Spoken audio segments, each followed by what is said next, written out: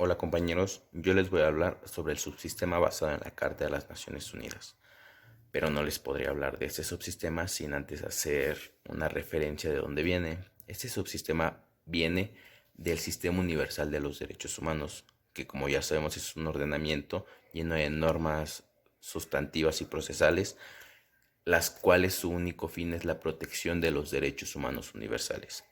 Ahora bien, los procesos que se desarrollan en ese subsistema son en su gran mayoría políticos. ¿Por qué? Porque solamente se encargan de prevenir y de solventar, por así decirlo, la violación de un derecho humano, que no podríamos decir que se podría solventar, pero sí prevenir. Y para esto su forma de actuar de este subsistema es la de tienen un conjunto de grupos de personas en donde ese grupo de personas se encarga de ir al Estado con un antecedente de violación de derechos humanos. Este grupo de personas son designadas por un organismo de las Naciones Unidas, el cual tiene que buscar alguna prueba de que se están violentando los derechos humanos. Al encontrar dicha prueba y dependiendo lo que se esté violentando, este grupo de personas tiene que dar pie al organismo correspondiente y este organismo es el que determinará si existe una violación o no existe. ¿Cuál es el fundamento de estos subsistemas? El fundamento de estos subsistemas es el artículo 55 y 56 de la Carta de las Naciones Unidas, que en pequeñas palabras podríamos decir que son los artículos que hablan sobre que se debe de crear los organismos correspondientes o los necesarios para la protección de los derechos humanos. Y ya de ahí podríamos desprender que ya tenemos el sistema universal de los derechos humanos, pero necesitamos basarlo en algo. Y hay dos tipos de subsistemas. Está el subsistema basado en la Carta de las Naciones Unidas y está el subsistema basado en los tratados internacionales que más adelante se los mencionarán. Muchas gracias. Ok, bueno, a mí me tocó el apartado 6.2, que es el subsistema basado en tratados internacionales temáticos en derechos humanos. Bueno, este tiene como misión vigilar el cumplimiento de las obligaciones por parte de los estados. También, en consecuencia, el alcance de sus funciones está determinado por los contenidos normativos que regula el tratado para los países que han ratificado y por los mecanismos que reconoce el propio documento.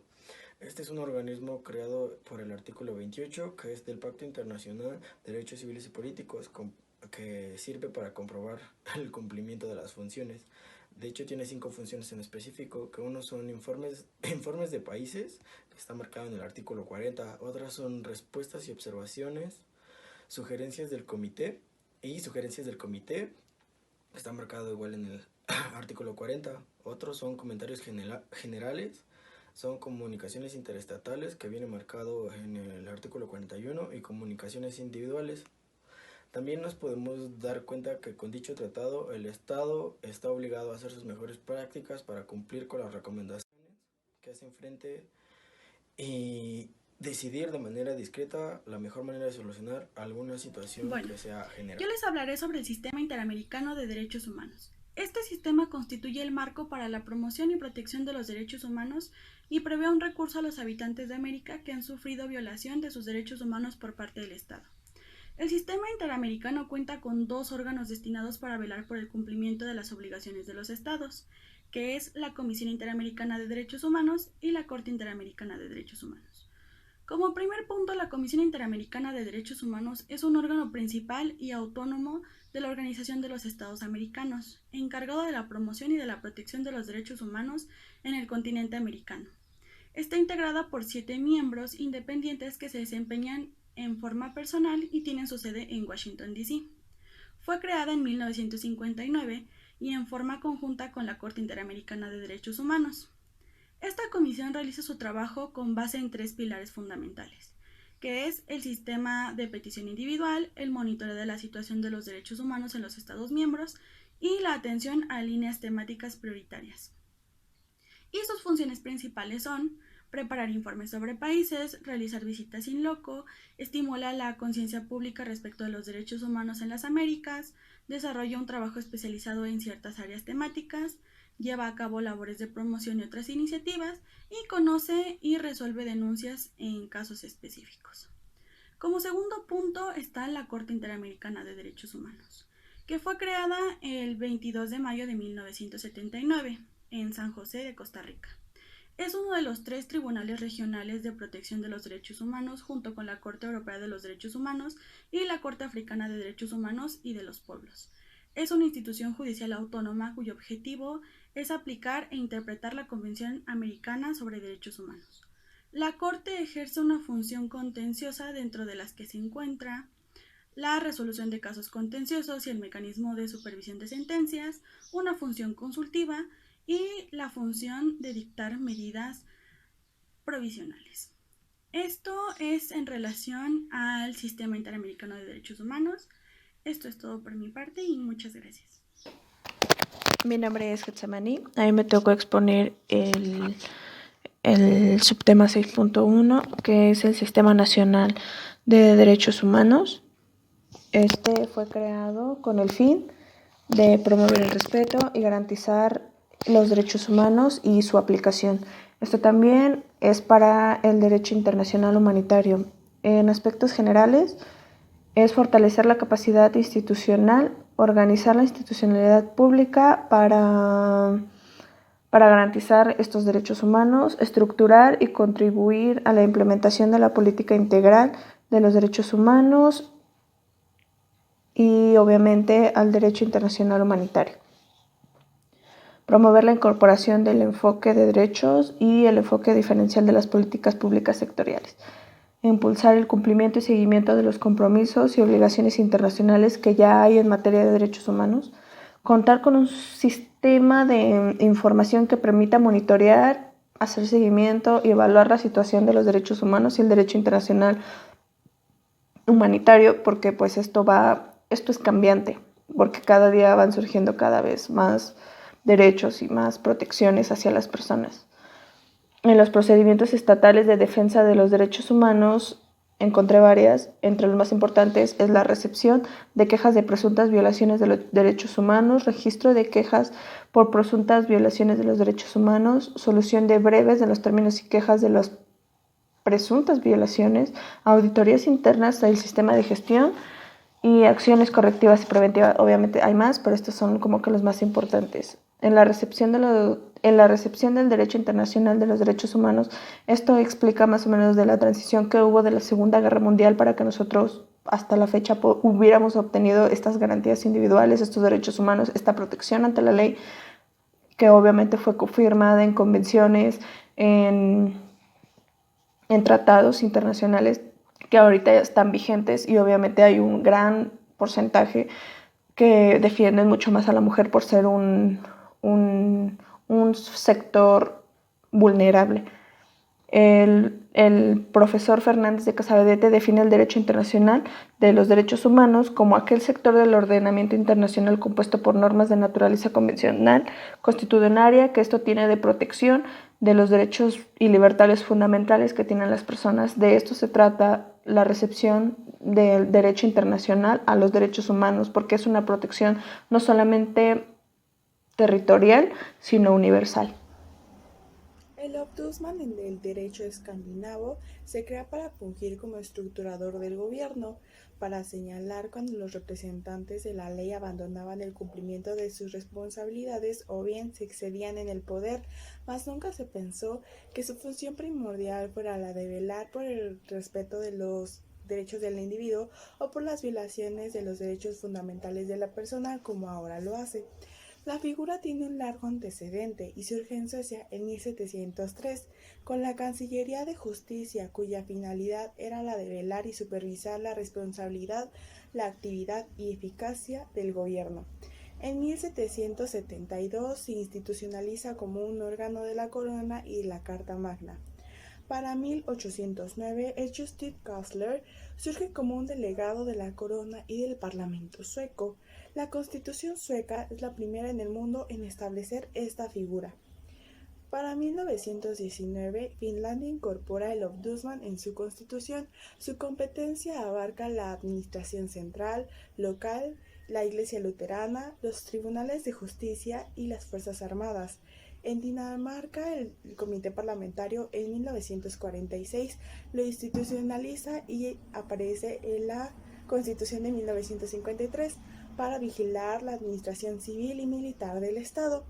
Por su parte, Alemania en 1957 crea el Comisario Parlamentario por las Fuerzas Armadas, con la finalidad de iniciar investigaciones ante la existencia de violaciones de los derechos fundamentales de los soldados o de las normas disciplinarias.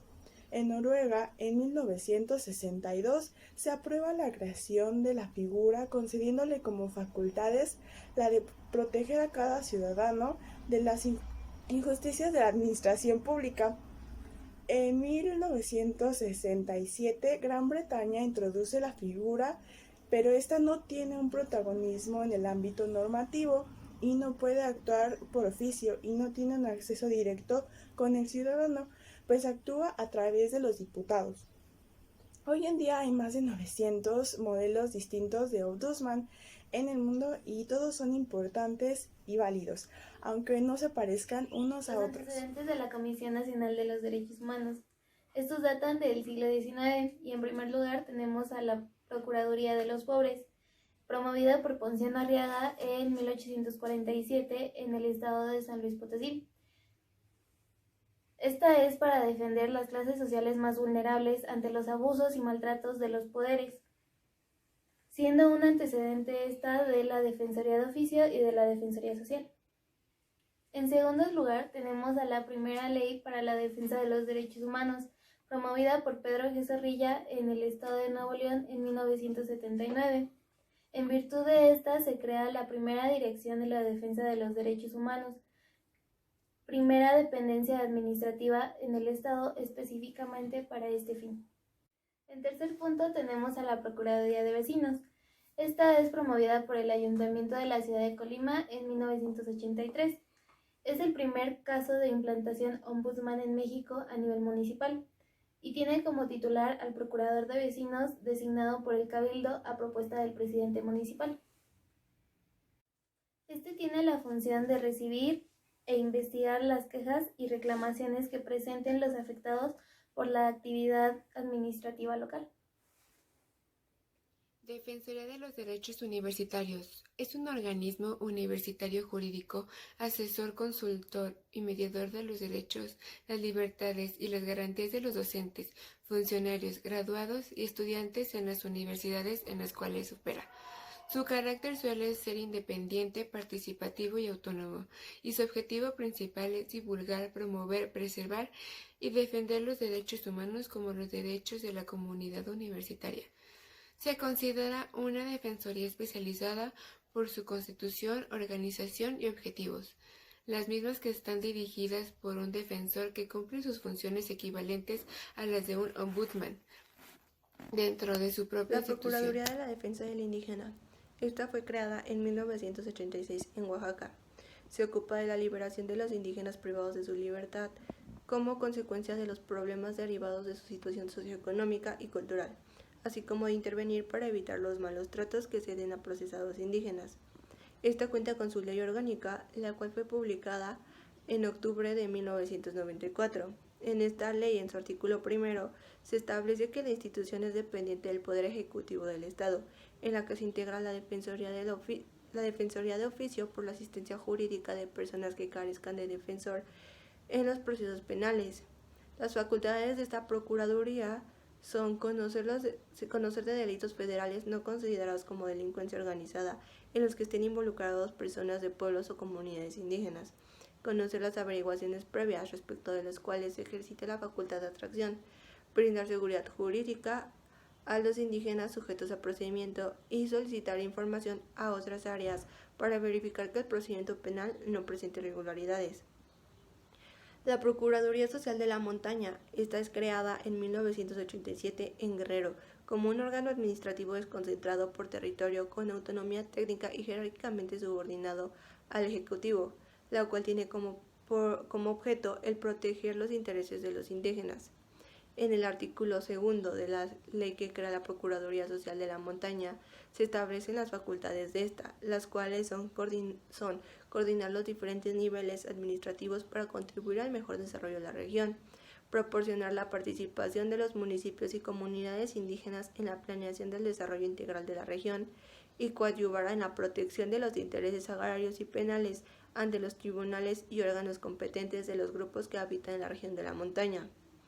La Procuraduría de Protección Ciudadana es creada en 1988 en Aguascalientes.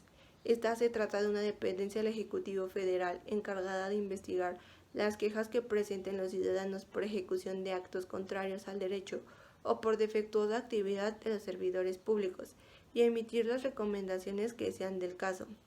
Es la primera institución estatal bajo la inspiración del Ombudsman.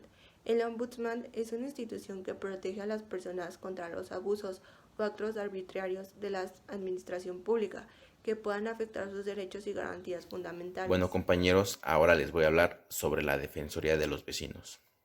Este no es simplemente el lugar a donde llega la gente a quejarse porque el gobierno municipal no cumplió con alguna de las normativas o con los mandatos que tienen, sino que trasciende y le da esa perspectiva de construcción, de una nueva visión, de hacer notar aquello que la administración no pudo cumplir.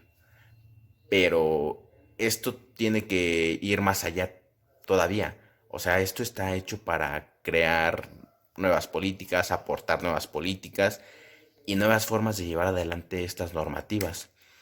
La Defensoría tiene una gran capacidad de convocatoria a otros organismos porque no compite con ninguno de ellos y no es cosa de competencia, es cosa de que tengan una conexión, tengan una protección entre municipios.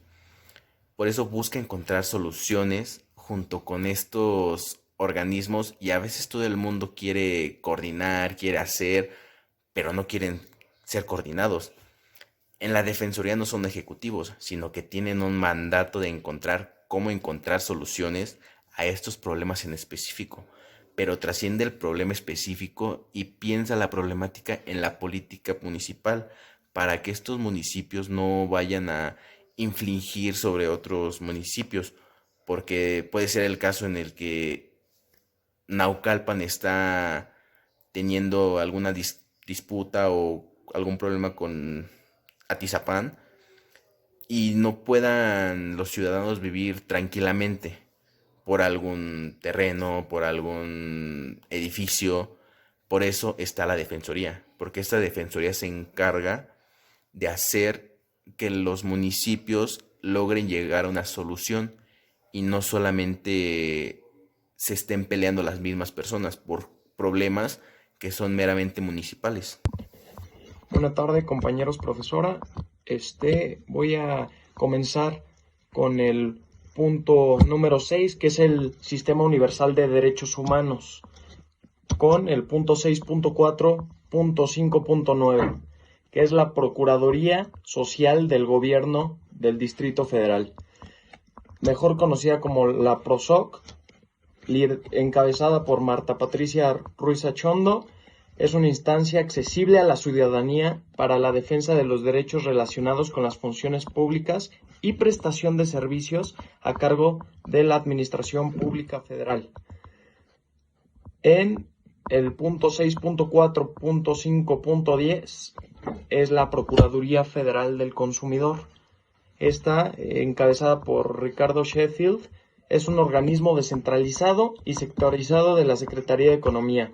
Esta Procuraduría promueve y protege los derechos del consumidor y fomenta el consumo inteligente y procura la equidad y seguridad jurídica entre el proveedor y el consumidor. Y por último, el punto 6.4.5.11, que es la Comisión Nacional de Derechos Humanos, órgano desconcentrado de la Secretaría de Gobernación. Está encabezada por Rosario Piedra Ibarra y la función principal de la CNDH es velar por que las instituciones del Estado garanticen un recurso efectivo a las víctimas cuando se cometen Bueno, yo les abusos. voy a hablar sobre la Comisión Nacional de Derechos Humanos, el cual es un organismo público autónomo del Estado mexicano. Esto quiere decir que no depende de ninguna otra autoridad. Su misión es la defensa, promoción, estudio y divulgación de los derechos humanos reconocidos en la Constitución mexicana, los tratados internacionales y las leyes. La CNDH tiene por objeto esencial la protección de los derechos humanos. Además, lleva a cabo actividades como las de observancia, promoción, estudio y divulgación de los derechos humanos.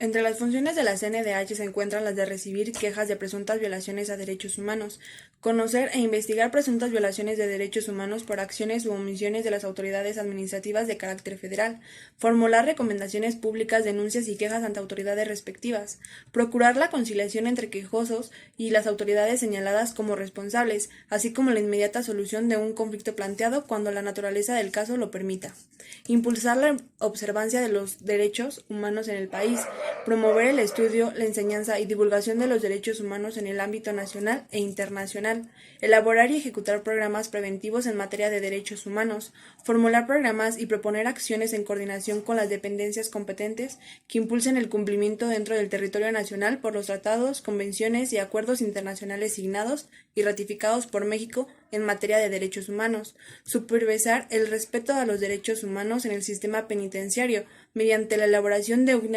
diagnóstico anual sobre la situación que guardan los centros de reinserción social en el país, la observancia del seguimiento, evaluación y monitoreo en materia de igualdad entre mujeres y hombres, presentar acciones de inconstitucionalidad ante la Suprema Corte de Justicia de la Nación cuando exista una ley o tratado que se estime que vulnere los derechos humanos. La CNDH se va a regir por la Constitución Política, los decretos relevantes de modificación constitucional que otorguen autonomía constitucional a la CNDH y los que otorgan la facultad para ejercitar acciones de inconstitucionalidad. También se va a regir por el decreto de reforma constitucional en derechos humanos del 10 de junio del 2011. Se va a regir por normatividad específica de la CNDH como la Ley de Comisión Nacional de los Derechos Humanos, el reglamento interno de la CNDH, el reglamento de transparencia y acceso a la información de la CNDH, y acuerdos normativos que ordenan implementar el sistema de control interno y gestión de riesgos de la Comisión Nacional de Derechos Humanos. También se va a regir por los que ordenan la emisión, sistematización, compilación y publicidad de los acuerdos normativos emitidos por el presidente de la Comisión Nacional de los Derechos Humanos y por los que dan a conocer las especificaciones para la presentación de las declaraciones de intereses. Se va a regir también por otras disposiciones aplicables a la CNDH, como son la ley. Buenas tardes, mi nombre es Tinajero Velázquez María Isabel y yo les voy a hablar sobre la Comisión Nacional de los Derechos Humanos, específicamente de las recomendaciones que ésta emite. Estas son unas de sus atribuciones de la Comisión y estas sirven para proteger y defender los derechos humanos. Específicamente se encuentra en el artículo 6, fracción tercera de la ley de la Comisión. Estas recomendaciones se pueden entender como una enérgica solicitud a las autoridades para que se les brinde la adecuada atención a las víctimas que fueron vulnerados o dañados sus derechos humanos y que de esta forma se pueda restituir su estado en el que se encontraba antes de sufrir el daño. Estas constituyen una severa expresión de la labor de la Comisión en la lucha contra la impunidad y la defensa de los derechos humanos en nuestro país y tienen como características principales el ser públicas y no vinculatorias ante las autoridades respectivas.